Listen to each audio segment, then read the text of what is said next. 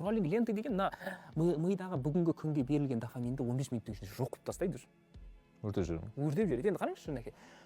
Мысалы үшін сіздің өміріңізде былай болатын болса, сіз бір уағыз тыңдап жатсыз деп айтайық. Уағыз тыңдап жатқан кезде 1 сағат, 1,5 сағат уағыз деп айтайық. Сол кезде өзіңіздің сезіміңіз болады іштегі. Эмоциялар оянады. Кей кезде намыстанасың, кей кезде ойланасың, кей кезде мысалы үшін қуанасың, рахаттанасың, шүкіршілігің пайда болады деген сияқты. Енді одан кейін уағыздан кейін шықтыңыз да үйіңе бардыңыз, отбасыңызбен кездестіңіз. Отбасыңызбен кездескен кезде бір жылылық, окситоцин сезімдер пайда болады. Құшақтағың келеді, балаңды құшақтап, күлгің келеді, сүйгің келеді, әйеліңмен әңгімелескің келеді, сондай бір уже байып пайда болады үйде.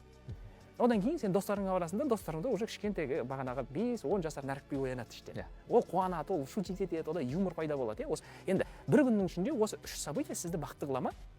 Қылады. Енді осы 3 событияның скоростін 10 минутқа қысқартып жіберсекші. Вау, окей, жылдамдық. Жылдамдығын, иә. Сонда x100 қылып жіберсекші, жылдамдығын. Вот скроллинг лент деген нәрсе сол. Сен аштың TikTok'ты, 1 минуттың ішінде сен уағыз тыңдап, уағыздан ең ләззат ала бастаған кезде сен келесі біреу әкесін жоғалтып алыпты, біреу қайтыс болып кетіпті, соған жылап, сонымен бірге қосылып, соған жаның ашып жатқан кезде мына жақта шығып кетеді да, мына жақта уже бағана шахуатыңды оятатын нәрселер пайда болады, мына жақта юмор пайда болады. Соның барлығы 10 минуттың ішінде болады. Адамның миы 10 минуттың ішінде, адам 1 аптаның ішінде шегетін эмоцияларды 1 минуттың ішінде өтеді. 10 минуттың ішінде. Әрине ми ол кезде шок болады да, өзін тастап жібереді. Перегруз болып кетеді. Содан сенде энергия болмайды. Сенде уже әлі прикиньте, сен 10 минуттың ішінде полный бүгінгі күнге берілген әрекет энергиясын жоқ қылып жібердің да, әлі сенде 16 сағат бар да. 16 сағатта сен уже в режим энергосбережения жүресің бұл.